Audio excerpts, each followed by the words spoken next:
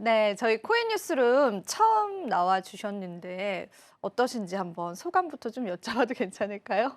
네, 사실 지금이 제일 힘들 네. 때잖아요. 이 투자자들이 가장 힘들 때를 제가 생각을 해 본다면 줬다 뺏길 때 같거든요. 맞습니다. 그래서 이럴 때야말로 좀 준비를 해 보시고, 그리고 우리가 이 투자 같은 경우에는 단거리 경기가 아니라 장거리 마라톤이라고 생각을 해 주시고, 이럴 때야말로 멘탈을 꽉 한번 잡아보는 그런 시간을 가져보셨으면 좋겠습니다. 네, 오히려 또 시작이 힘들 때 저희에게 큰 도움과 힘을 주실 수 있을 것 같습니다. 자, 그럼 저희가 본격적으로 이야기 한번 나눠볼게요. 온체인 데이터를 이제 살펴보기 이전에 사실 트럼프 대통령의 최근 암호화폐에 관한 행보를 좀 짚어보려고 합니다. 사실 당선 전부터 기대감이 한껏 부풀어 있었죠. 하지만 이후의 흐름을 보면 기대감과는 다르게 시장 자체가 좀 힘든 모습들을 보여주고 있는데 일각에서는 이제 트럼프 대통령이 암호화폐 시장을 버린 것은 아니냐 이런 이야기까지 좀 나옵니다. 최근 시장 상황들은 어떻게 보고 계실까요? 네, 앵커님이 말씀을 주신 것처럼 사실 트럼프 대통령이 우리 시장의 구세주가 될 거다 이런 기대감이란 게 있었잖아요.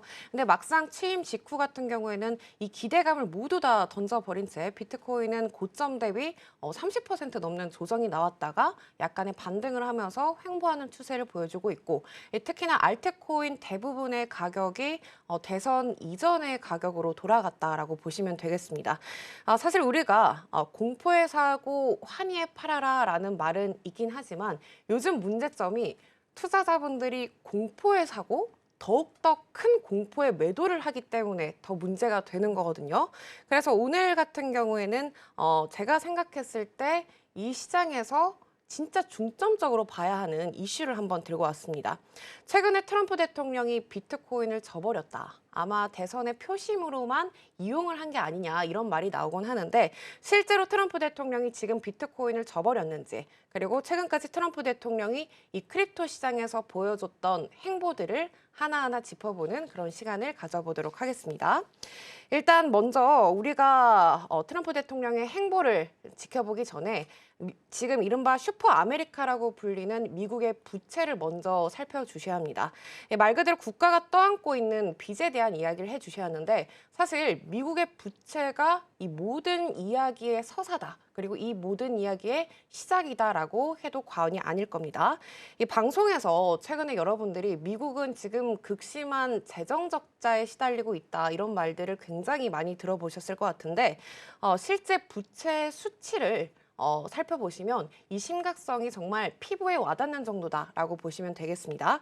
현재 미국의 총 연방정부 부채 규모 같은 경우에는 36조 달러로 하나로 치면은 5.3 경원이라는 천문학적인 숫자에 달하고 있는데, 문제는 이 부채가 단순히 쌓여 있는 거에 그치는 게 아니라요. 계속해서 눈덩이처럼 불려나가고 있다는 게 문제예요. 이 그래프는 전체 미국 부채가 아닌 대외 부채 비만을 제가 체킹해 왔습니다. 말 그대로 미국의 이 다른 나라에 빌린 돈을 말한 거예요. 지금 같은 경우에는 이자가 어마어마합니다. 그리고 미국 같은 경우에는 전체 예산 중에서 이자를 상환하는데 엄청난 금액을 쓰고 있고, 그리고 원금은커녕 이자를 갚기에도 굉장히 급급한 모습들을 보여주고 있는 상태입니다. 이 미국이라는 초강대국이라는 타이틀 뒤에 이러한 그림자, 그리고 미국의 민낯이 서서히 드러나기 시작한다는 거죠. 미국에는요, CBO라고 의회 예산국이 있습니다. 그리고 여기서 매년 경제가 어떻게 흘러갔는지, 그리고 앞으로의 재정은 어떻게 흘러갈 건지 경제 전반적인 보고서를 제출하게 되는데요. 여기서 CBO 부채 그래프를, 예측 그래프를 한번 들고 왔습니다. 자, 이 그래프는 연방정부 부채를 GDP 대비해서 백분율로 나타낸 표예요. 여기 검정색 점선 부분이 제가 현재 25년도를 체킹해 왔고요. 그리고 이 비율이 굉장히 급격하게 늘었던 두 군데가 보이시죠? 여기가 언제냐면요. 우리가 흔히 말해서 어, 리먼 사태, 그리고 코로나 시절에 굉장히 나라가 힘들었던 사태를 이야기합니다. 나라가 힘들 때면 이 부채 비율도 같이 동반적으로 굉장히 가파르게 급등하는 모습을 보이고 있는데, 여기 CBO에서 부채 퍼센테이지가 2029년도에 무려 107%까지 늘 거라고 예측을 해주고 있습니다. 사실 이 수치가요, 역사적으로 굉장히 의미 있는 수치라고 보시면 되는데 왜냐하면 이 GDP 대비 부채 퍼센테이지가 100%를 넘겼던 시기가 역사적으로 딱 한 번 있었습니다. 그때가 언제냐면요. 2차 세계대전 직후예요. 이 말 그대로 지금 미국이 전시 상황처럼 심각한 상황도 아닌데도 불구하고 이러한 특수한 경제 환경이 아님에도 이러한 부채 비율이 극에 달했다는 건 말 그대로 미국이 안고 있는 재정적인 극심한 구조가 심각하다라고 볼 수가 있겠죠. 그리고 여기서 끝이 아닙니다, 여러분. CBO에서 부채 비율이 앞으로 계속해서 우상향하면서 상승할 거다 이렇게 예측을 해주고 있고 결국에 여기 2055년도 끝자락을 보시면 사상 최고 수준의 부채 비율에 도달할 거다라는 굉장히 부정적인 전망까지 나오고 있습니다.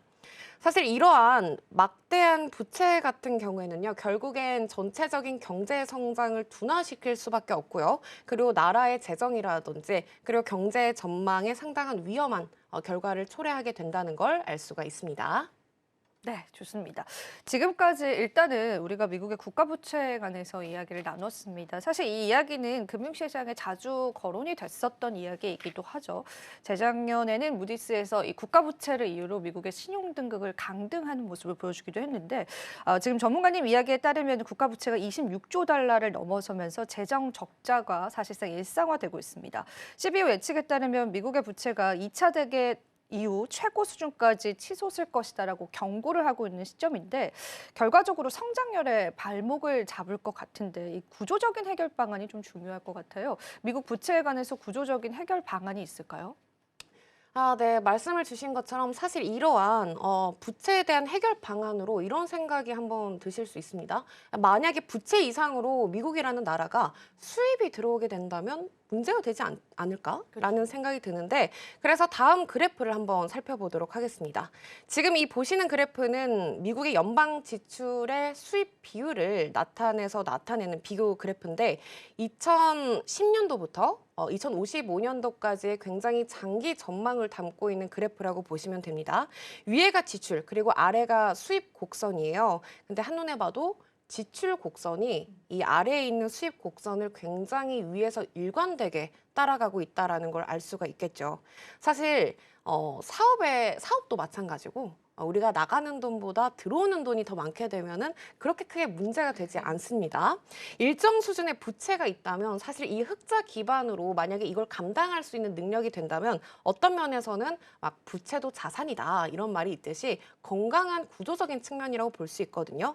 그런데 이 CBO의 예측에 따르면 앞으로 미국 같은 경우에는 30년 이상 단 한 해도 수입이 지출을 넘어서는 해가 단 한 번도 없을 거라고 예측을 해주고 있어요.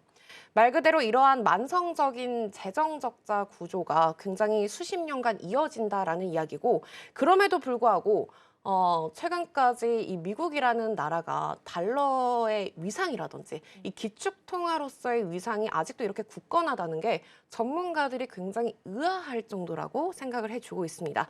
그야말로 이렇게 심각한 재정 구조를 가지고 있음에도 이 미국이라는 단어, 이 미국이라는 나라가 가지고 있는 파워가 어마무시하다라고 알 수가 있겠죠. 그래서 미국 같은 경우에는 이렇게 늘어나는 부채를 감당하기 위한 돌파구를 찾았는데 사실 나라의 재정 적자 문제를 가장 나라에서 쉽게 해결할 수 있는 문제가 바로 국채 발행입니다. 앵커님께서 예전에 방송 보니까 국채에 관해서 또 이야기를 해주셨더라고요. 네. 이건 저희가 중국이 미국 국채 보유량 그래프라고 보시면 돼요. 말 그대로 국가가 돈이 부족할 때 가장 먼저 할 수 있는 발행 조치라고 말씀을 드렸는데 원래 이 미국이라는 국채를 가장 많이 떠안고 있던 일명 큰손이라고 부르죠. 이 큰손이 바로 중국이었다라고 보시면 됩니다.